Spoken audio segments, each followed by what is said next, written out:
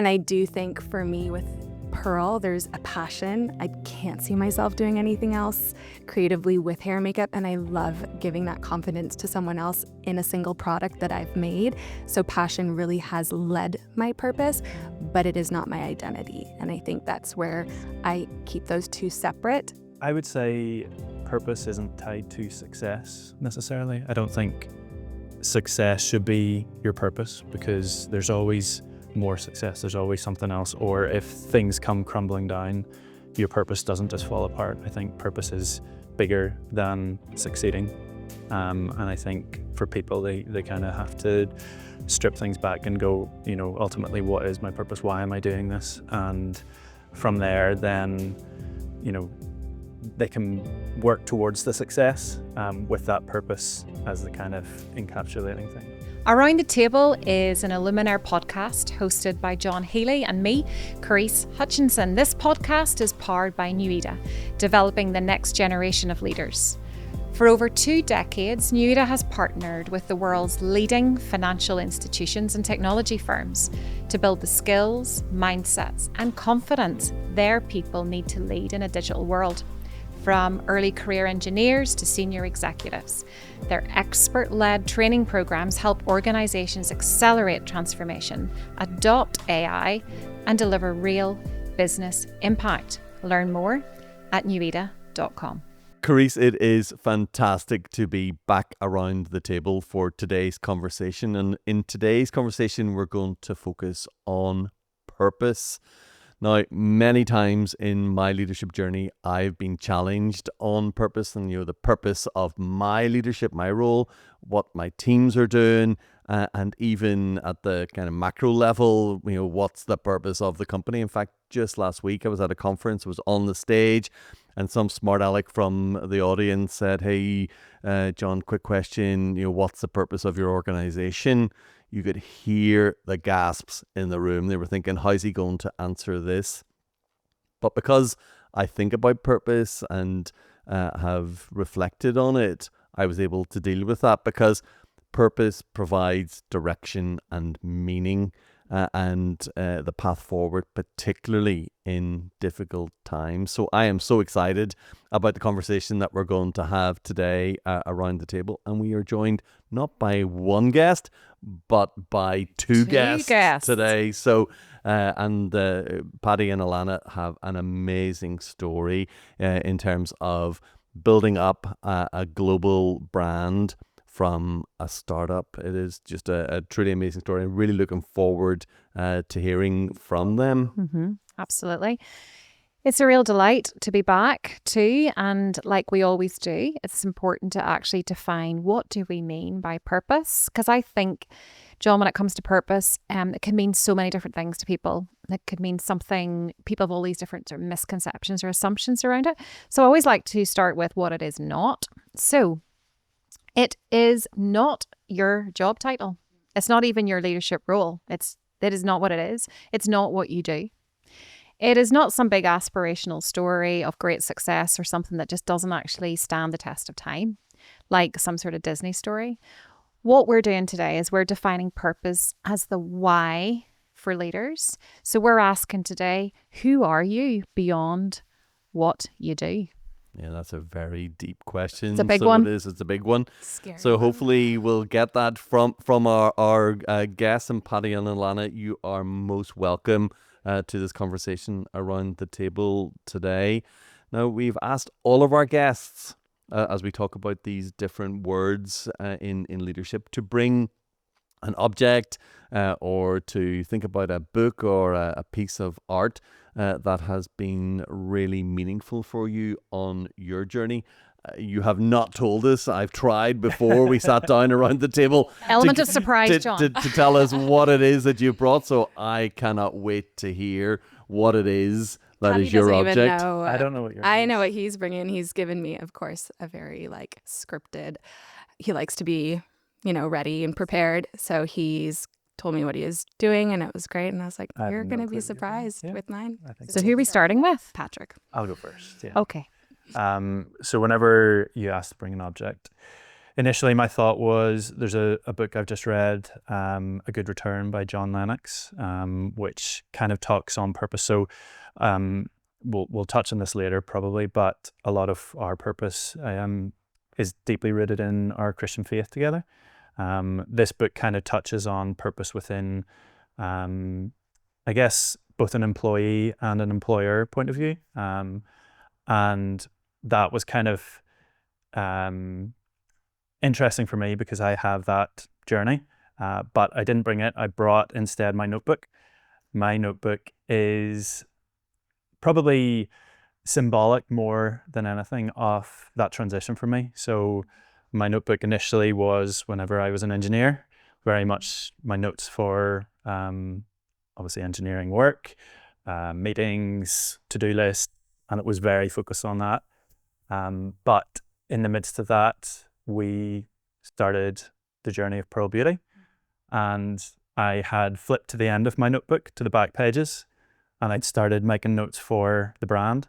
And Before you were involved. before the brand essentially was the brand, and a lot of planning, a lot of to-dos, just kind of reflective of what I was doing in my engineering world. And then essentially the two worlds collided, and then a decision had to be made where whether I was going to stay in engineering or go full-time with the business. So my notebook for me has that purpose from being an employee where I was very much happy in my role. I'd studied, I'd worked towards that pretty much all of my schooling and education and work life to get to this point. And I really did enjoy it. So I worked for a local engineering firm, NIE, and every day was different. There was a challenge every day. So it was fulfilling, and I definitely did feel like I had purpose within that, and I was helping from a more holistic point of view. I was helping the wider community, so I did feel, I had a good sense of purpose. And then I've always had, I feel like, an entrepreneurial spirit as well, and in my free time, You always look up drop shipping on Yeah, Amazon just- in different ways. So that notebook has been a part of that journey, Patty, Yeah. then, It in has, terms yeah, of yeah. getting you So- through a real purpose, Mhm. in terms of helping you. And Ellana, what did you bring? This is the exciting one. Mine comes with a little story prior to showing the object. I'm not sure you're very familiar with how Patty and I met. I'm not from here. I'm Canadian, but we actually met at a camp called Muskoka Woods. I know you would know about it. Grace has gone there, and a lot of people from here have actually gone to work there. And I knew him, his brother, and his sister. Well, fast forward because I can be a little bit of a storyteller. This is all about this What is all story? about the story and the importance of words This in that story. Well, it's coming up to 11 years, almost exactly. I had just gotten out of quite a long-term relationship. I felt like I was running on empty because I was really trying to let others, fill their cup and focus on their dreams. And I was like, what am I doing? I feel like I'm not doing anything that I've said I wanted to do. And I've always been someone who knew what they wanted from a very young age. And I was like, right, I'm going to do everything I said I'm going to do this year, 11 years ago, January exactly. I'm going to start a YouTube channel and film myself doing hair and makeup. I'm going to stay consistent with it. I'm going to travel. I made it to one country. And we'll go from there. But we're going to really just focus on the things that I've always said I'm going to do and actually do them. So the first country I went to was Northern Ireland because I knew a lot of people from here, from the camp that I worked at years prior. And I was here for, funny enough, Patty's sister's wedding, and I offered to do her hair and makeup. And I was like, oh, I really want to see around this place. I'm getting to the point, trust me. And his sister was saying, oh, well, Patty, you worked with Patty at camp. Like, he'll be back. He was traveling in Southeast Asia. He took a break from his previous place, McDonald, because he was getting his start at NIE that September. And so he was traveling. He had all this time off, and he came back, and I was like, yeah, I know Patty. We got on really well. We were in like the similar friend group. And I think when you have no expectations or no preconceived ideas of someone, something just happens. And I was here for 2 weeks. Patty had come I back. know what your object is now. Patty had come back for 2 weeks out of 9 months of traveling between Southeast Asia, playing rugby in New Zealand. Grace, I don't know about you, but I can't wait to hear what Yeah. this object I think is. Patty's nervous. It was 2 weeks, a trip I randomly booked that worked in a schedule that I had busy most weekends. And something clicked in me where I was like, this person's very special. There's something really unique about this place. And I just felt this really settled feeling being here. And another aspect of my personality is if I wanted something, I would make sure I got it or the person knew I wanted that. And I was like, nope, I am going to wait for a sign if I'm supposed to be here, like something I can physically hold. I want something to hold from this because I know I can say, Patty, I think like I really like you and I really want to be here. I'll just change my entire life around to make it happen. But nope, I wasn't going to go down the typical inner route. I was going to wait for something. And I was always had faith in my life. And I remember just asking God, if this is where I'm meant to be, if this is who I'm meant to be with, I need a sign. So the 2 weeks went by, the wedding went by, and nothing was ever said, nothing was ever discussed, but it was so obvious there was something that could be between us. I think everyone in your family saw something. We all flew out on the same day, as in I stayed in the same hotel room as his parents, his brother, and Patty, because we were saving on money, all in separate beds, don't worry. And I had the first flight out, and I was like, oh, like, I really want this sign. Like, do I just say something? Like, do I just break out? Just say something. Like, but I held true, didn't say anything. So I had the first flight out at 7. So I was early, said our goodbyes. And I was a little defeated because I really wanted my way in this. I remember getting onto the plane and just checking something really quickly in my bag, where this is where my phone comes from. No, I don't, but I should. That's really great. And lo and behold, in my bag was a letter, a handwritten letter from Patty describing his 2 weeks with me and how he felt about me. Well, there is the embodiment of purpose. And So the words on that page have really come to light and hold you in that sense of knowing where you're meant to be. That's where the business then was obviously absolutely born from. And obviously it's a partnership that has gone on from strength to strength, because Ellana, you started I got my sign. you started the business then in 2020. I think, Patty, you 4 years ago. joined a year after. Yes. And that the partnership has helped to build the brand from literally nothing to the global brand that it is today. Could you guys maybe just talk a bit about that, and just about how the purpose that you derived for the business helped to drive it from through all those different iterations? Well, I think Pearl came to light because I've always had such a fondness with hair and makeup. I was absolutely that person who always helped someone get ready. I loved it. I always wore hair and makeup, even though I was homeschooled till I was 13. When I went to school, I was like, this is my moment to shine. All my hair and makeup can just be it. And I gained trust from my peers quite early on because, there was no social media back then. And so I think I just always had, like I mentioned previously with my object, I've always known what I wanted. I always knew that this would be something I would do. I just didn't know what it looked like. And funny enough, when I was 19, I actually made the Instagram handle Pearl Beauty, not knowing what it would be. Wow. 15 years later, 12 years later. That would turn into the brand that it is. Yes. And again, 11 years ago, when I said I started YouTube, it was the year I moved over here in September of that year. And you always supported that like dream of social media and going for it. And I think when I think of purpose and Pearl Beauty, the word perspective really comes in because I started the brand with my second child, Oscar, shortly after having him. And I think Pearl would look a lot different if I didn't have children first.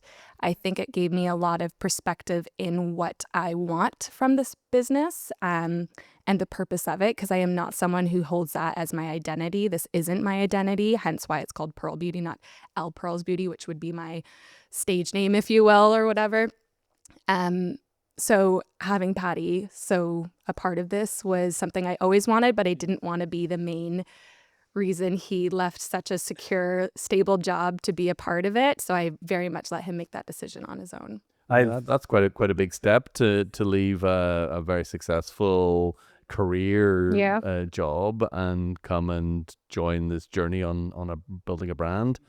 How was that? And It was what's your purpose in terms of making that real? Yeah, it was very daunting. I think from a young age, I obviously had a real sense of love for makeup and hair and You and me beauty both, buddy. You and me both. Can't you No, tell? no, it's never something I would have thought I would have been doing. But I think ultimately business is business. It doesn't necessarily matter what that end product is. A lot of what we're doing is the same across the board.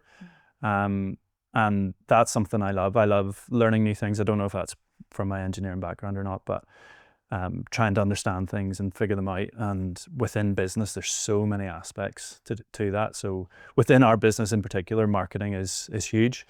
And that's just a rabbit hole. Like, it's constantly evolving, constantly changing, and it's something that you're never going to figure out and you're constantly going to be learning. So having those challenges always entice me into some sort of a business or entrepreneurial side of things. So from a career job and having, gone into that job thinking this was going to be my life, to then, close to 10 years in, pivoting completely, leaving that, it was a journey for me, I think. Everyone was scared. Yeah. I think, for you a little And bit. it was nice though, because people gave me space to make that decision myself. Again, Ellana, I knew if I was to ask him, he would do it. Yeah. He would do that for me. And I didn't want that because I knew it was a big decision for you. And I wanted you to want it for yourself and not because you love me and you support me. but there was enough intrigue there. And one of those things as well, that if you don't take that risk, if you don't take that step or leap of faith, that, what are you missing out on? What You'll what never know. potential is there for you to kind of grow into? And I guess having what I thought my career to be laid out in front of me, like I could almost see the direction I was going, and then this unknown to the side, and it was that excitement and intrigue that made me, I suppose, take I think that leap, also ultimately. to help with that transition, going back to YouTube, I had a customer waiting with Pearl. So we weren't going and launching a brand with the unknown of, oh, is anyone going to buy this product? I knew almost 500,000 people, not all engaged at once, were there. Hence why I started YouTube and Instagram and had an audience that was quite loyal and intrigued with what I would share about, waiting. But I also knew I didn't want to be a focus forever, and I wanted something tangible as a business with a product to go further with years to come. So I think there was a safety net with launching Pearl, in the sense where I knew we had a customer waiting for a support purchase. It was more so, are they going to repurchase? Because with a lot of content creator led brands, you get the support purchase and then it's like, whatever, like I don't really care for it. And that's where I think we were surprised with, people really love this. And that's where. But your personal brand would have been built on trust. So Ellana essentially has built an audience who trust her in her own personal space. And Pearl Beauty is just an extension of that, where we're still in the business of trust, because we're putting a product out there for people to trust us that it is good. And that brings challenges ultimately, as well. So you built this amazing brand, Pearl Beauty, from, as I say, from nothing, a lot of hard effort, and that celebrity, it's very powerful. It brings great leverage, but it also brings a huge amount of pressure. So I'm interested, as you've gone through, have you ever felt, just that there's moments where the influence could have been for good, but maybe also could have knocked you off course and brought a different outcome? Initially, I didn't want to be the face of it. I genuinely was like, okay, I want to be like in the creatives, making the products, the formulas, and really helping with the marketing. But from the beginning, we had someone in charge of social media. And then throughout time, people in our close circle who helped with Pearl and Patty, they all were like, no, you need to show your face with this. People want a face behind the brand. And I think I'm probably a little bit more sensitive with that because, like you mentioned, I'm attached to it. I'm putting my name behind this and I'm really saying a certain story and hoping you buy into it because I believe in it and I'm hoping you do too. So yeah, there's more at risk for me but that's surface level in the sense of what they think about me. It's ultimately like the product that speaks for itself. An example with a product launch we had, which is actually our top earning product last year, the mascara. It was one that on my own socials, my own side of things, I always chatted about never finding the perfect mascara. I couldn't find it. Everything always transferred on me. And so I had built this community of trying all these different mascaras from all these different brands, but they would always transfer. And so people started to be like, "Ooh, I wonder when she'll find one." So then when I developed one, I think we went to endgame 3 times with the manufacturer, and I just chickened out because I was like, I have really talked the talk on saying when I make a mascara, it better work. And people are now holding this holding me accountable to this, that I would chicken out because I'm like, oh, like I can't just put anything out because it's a good price or it's a, it's a quick turnaround or all these different aspects. I was like, I have to be really certain. So I think you kind of had like, you were a bit annoyed at me being like, we're so like close and we're starting again. I know. Shouldn't take a year and a half, but I was just like, no, I Is that really. that engineer in you again? Yeah. Holding the Possibly. timelines? We have timelines. I know, we have, I know. yes. But so ultimately, it was the best decision because it's our highest reviewed product, our highest repurchased one, and it's top SKU for us. And what I'm hearing from that, if you don't mind me jumping in, but I'm just thinking, like, I hear like that integrity between what you produce and who you are as a team, as a people. And I think in this world of cosmetics, as a woman using this stuff, that actually really matters. And it's a very noisy, it's a big sector. It's actually highly competitive. There's a lot there. So I think that integrity of really knowing who you both are, I think is what makes a product like that actually work for people like me. Well, like you mentioned, it's such a saturated market. Like what makes you stand out? And I know we really have a broad customer of that everyday makeup user. Our biggest slogan or comment from our customers and audiences, "Oh, I don't wear makeup, but I wear Pearl." And so we really have honed into that in this last year. Very powerful, isn't it? Yeah. And we have a very loyal customer return rate, which for a small growing business is powerful for longevity and sustainability, which is absolutely what we want. So can I ask you about scaling? I'm always really interested. Part of my research back in the day was really around small business growth and development on a global scale. So like this is all wonderful, and I know a lot about your story and I know you, but it's like, what is this going to look like in 5 years' time when you're really scaling? How do you think you stay true to that kind of like North Compass purpose? When we know you sell into, is it 50 countries? But like, what if it's more? Like, what if there's a real, a massive growth? How do you do that? And how do you do that as a team?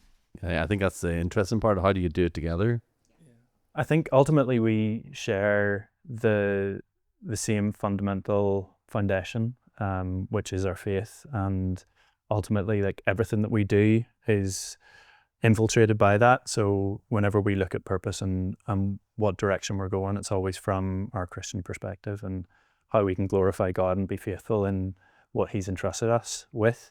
And Pearl Beauty is pretty much, one of those things that we just want to be faithful in what we do. And I think the best way to look at like how we scale well and how we do it is looking at other businesses that have done it.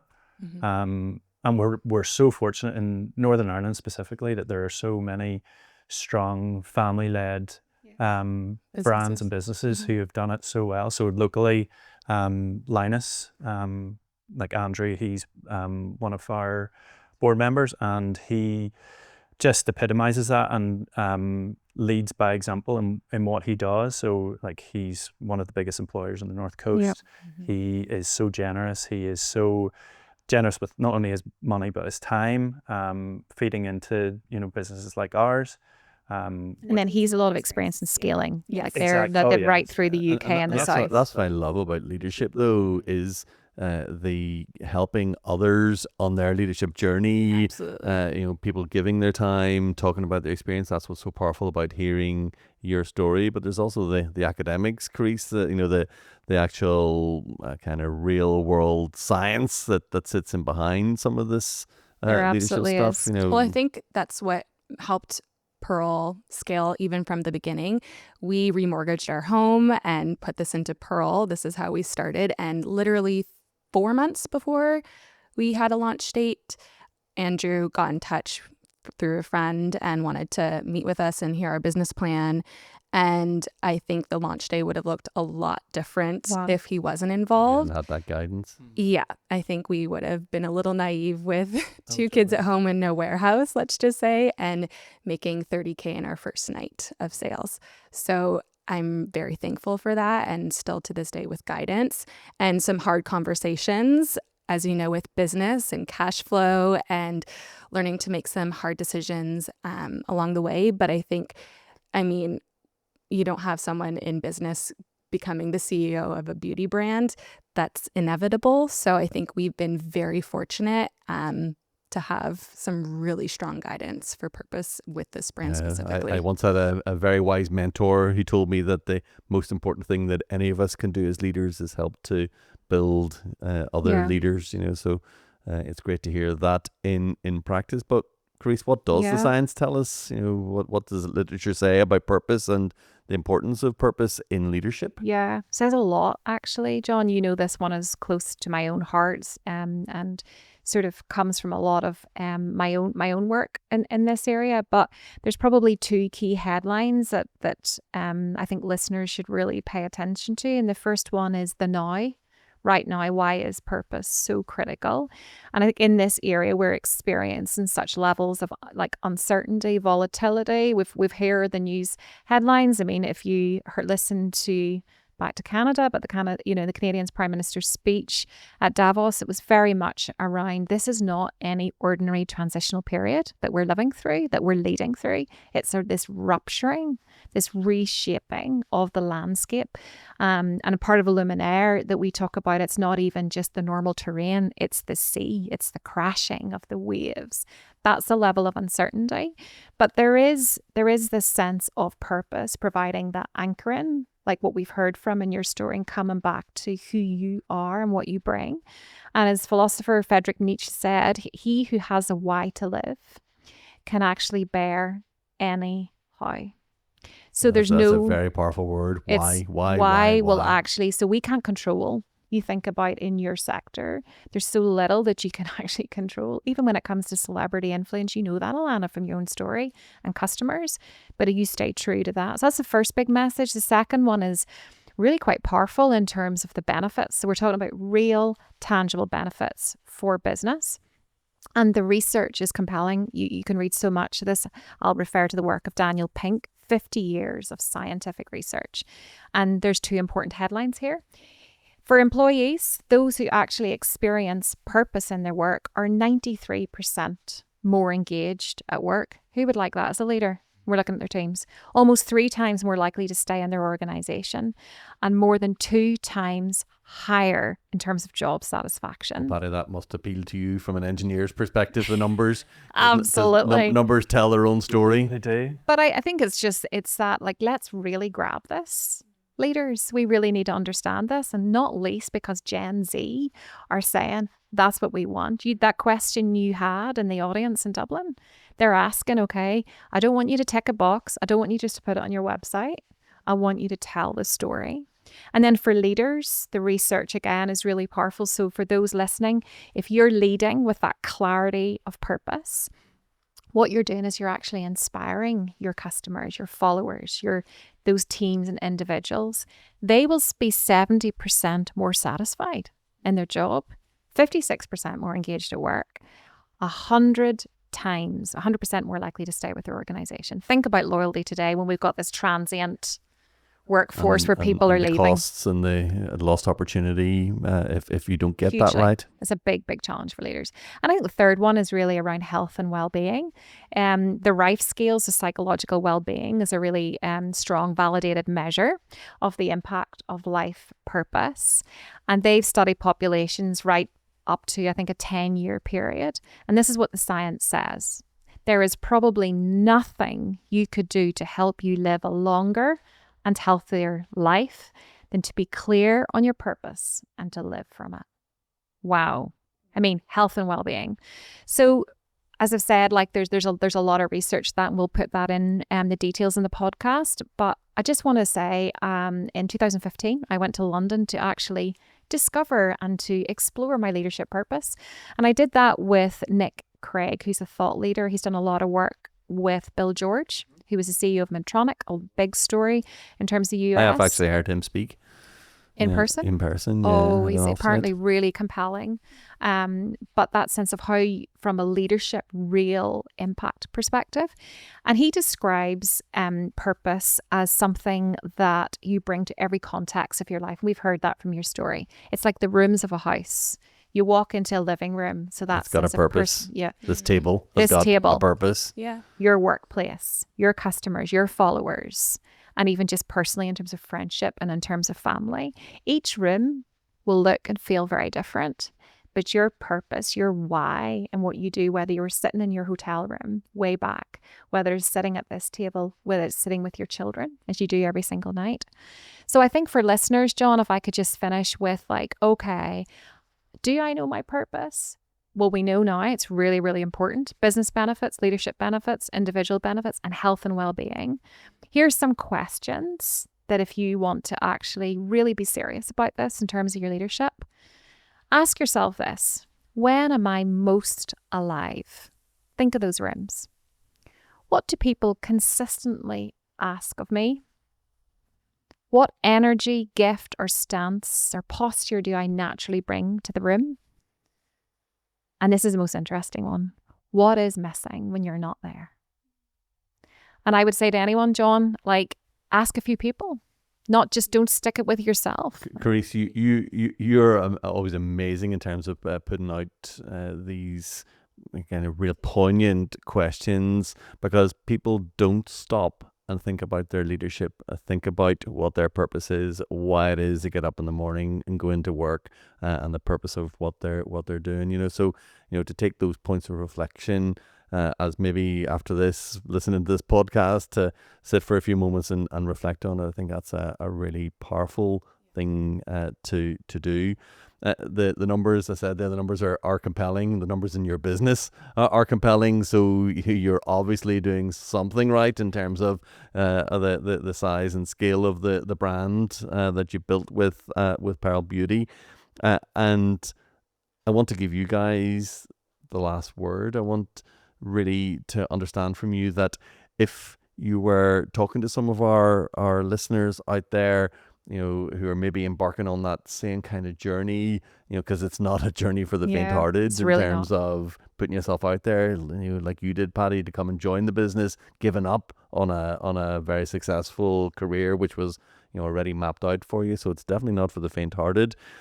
But if somebody was facing a crisis in purpose today out there listening to us in their leadership, what would you hope that they would learn from your story that they've listened to today? I think they should feel completely normal for feeling that way, because we've all felt that way. We've all questioned ourselves. To your point earlier about what brings you, purpose and excitement. Energy. Yeah. And I do think for me with Pearl, there's a passion. I can't see myself doing anything else creatively with hair and makeup. And I love giving that confidence to someone else in a single product that I've made. So passion really has led my purpose, but it is not my identity. And I think that's where I keep those two separate. And back to perspective, having this after I had children, there's a lot more in life than just scaling Pearl. And I'm so thankful to do it with someone I have utmost trust in. He probably would say something different because I probably am not as involved in the stressy things, more so the things that bring me alive. But teamwork, Ellana. Teamwork is where the dream works. I think maybe they're not stressy for him. But I don't think we probably couldn't do it with anybody else in that sense. Like, we both have our lanes. Yeah. And we cross over when we need to, but it's very much like a team venture. Absolutely. But it's normal to question your why in life. Everyone does that. But it is critical to take the time to find it out. To take time, think about it. Patty, do you have any final reflections on what you hope somebody listening to your story might take away? I would say purpose isn't tied to success necessarily. I don't think success should be your purpose, because there's always more success. There's always something else. Or if things come crumbling down, your purpose doesn't just fall apart. I think purpose is bigger than succeeding. And I think for people, they kind of have to strip things back and go, ultimately, what is my purpose? Why am I doing this? And from there, then, they can work towards the success with that purpose as the kind of encapsulating thing. I have seen so many careers, so many good businesses come off the rails when people think it's all just about that push for their personal success and reward. Purpose is so much more than that. So I could not agree with you more on that point. Karise, I know that purpose is a particular interest of yours in your reading and your writings, and I would recommend to everyone on the podcast, it's a shameless plug for your book. Glad you're doing it, John, and not me. That's our coffee table book. But it's a super book, Leadership and Small Business and the Power of Story. And that's what we've heard from you today. Your personal story, your professional story, and that's available on Amazon. I'd encourage everyone to check out Ellana and Patty's website, to go and have a look at pearlbeautycosmetics.com. And that handle that you said pre-existed even the brand that has become today. I had messages asking to buy it. And that can give all of us the idea of what is possible through purpose. And I want to close by thanking both of you coming here today to share your story so openly with us. As always, Karise, to listen to you, to bring it alive with actual leadership science that sits in behind it. And then to thank all of you who are listening to the podcast today for the time. And hopefully you take away some of those points of reflection that have come up in the conversation. Thank you all very much. Thank you. Okay. Many thanks to David Glendenning, an artist from Northern Ireland who provided the soundtrack for this podcast show.